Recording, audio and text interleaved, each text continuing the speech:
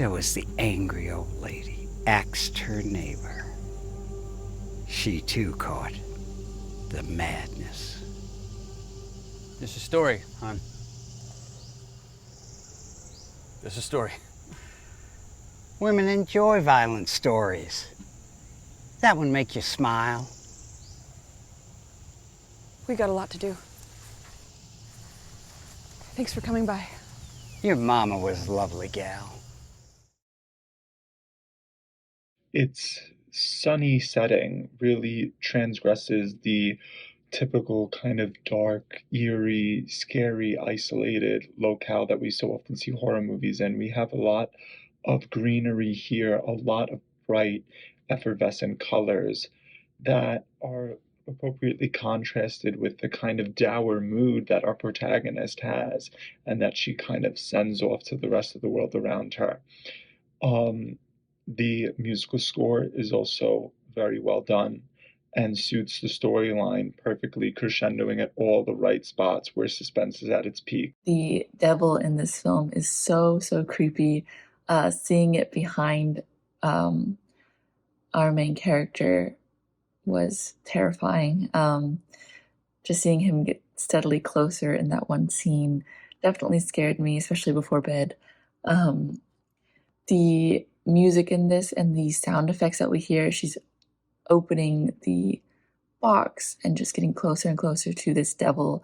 We hear these very creepy sound effects that really up that suspense and that eeriness.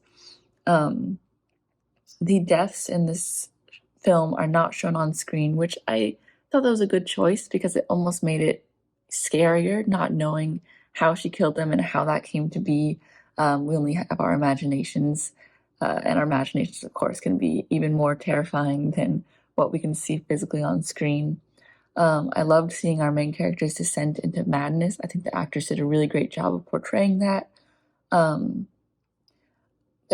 liked that there was also sort of a question as to who the father of her child was and how she got in the situation to begin with and why she may be drawn to this madness. And also, of course, the end scene. I thought that the little red flash in her eyes as she turns to her husband was super effective and a great way to end this film. Sort of on that cliffhanger, but you know what's going to happen, which I think is a great tool in horror films because, again, we only have our imagination as to what perhaps happened next. And of course, we know it's not going to be good. The character representing the friendly neighbor makes me feel uneasy immediately. And I'm not sure why. I just feel like it's something in the way his performance comes across, which is good. It just gives me an idea that something's going to happen with this guy, which is great foreshadowing because something does. And I think that kind of overall is the tune, especially also with the ex-boyfriend as well. So at first it kind of seems like, okay, maybe she's called on the supernatural force to become her weapon. But in reality, you see that she is actually the weapon to do its bidding. The kill scenes are never shown, but we make references to it by the blood on her shirt. When she wakes up in the woods, we get the sense that someone else has died, someone else has died. Or when we see a letter that references the ending of someone's life and see evidence of so. And then we finally see the actual kill scene at the end, which shows her joy and satisfaction in the kill. And we finally realize what the neighbor, why he made us maybe focus on him so much in the beginning, because it gives us this idea of resolution at the end. Reminds me sort of the 80s, like supernatural movies. Really kind of brought that back into my mind. Kind of almost like The Exorcist in a way. I mean, this girl was really well cast because I thought she looked really innocent, but yet not so much. Her actions didn't match because of the curse or whatever that was on this, the women in this town.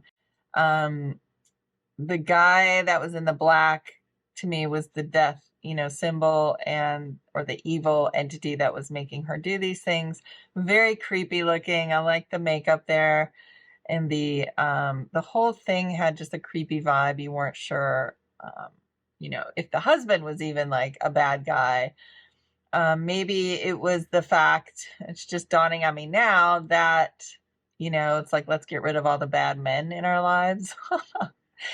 In a extreme way, because it felt like all these guys were kind of creepy to her. The actress that plays Allie is very convincing, very well suited for this part. Good use of that forest, that tropical forested area behind the home. That did look dark and very ominous. She's drawn to it, and you're wondering what it is. She's drawn to good tension. Allie communicates this tension well in her expression, and something's really troubling her, yet she's trying to act normal. The soundtrack was really good for this as well and complemented all the action, especially outdoors. Very spooky and unsettling. I think it did a great job of building up suspense and foreshadowing and a sense of unease really early on, but also still leaving room for the unknown about how things would play out. And the different elements, like the letters, the folk story, the costume for the monster, all of these different elements, I think, worked really well to add to that spookiness along with the soundtrack.